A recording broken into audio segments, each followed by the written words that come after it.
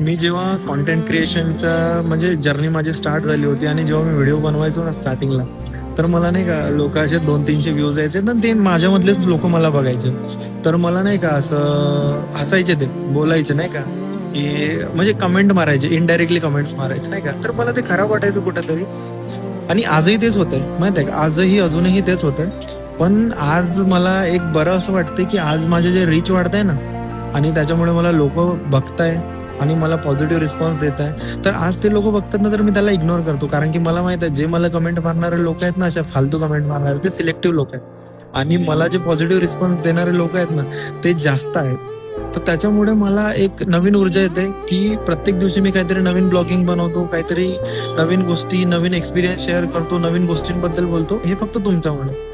तर अशा लोकांना थोडं इग्नोर करायला शिका. हे सिलेक्टिव्ह आहे आणि हेच लोक नंतर मी काहीतरी झाल्यानंतर तुमच्यासाठी टाळ्या वाजवणारे, सर्वात पहिले तुमच्या जवळ येणारे हेच लोक असतील. फक्त तुमचं थोडं काहीतरी बनवू द्या, तुम्ही तुमचं काहीतरी त्या मार्गावर पोहोचू द्या. हेच लोक असतील जे सर्वात पहिले तुमच्या जवळ येतील.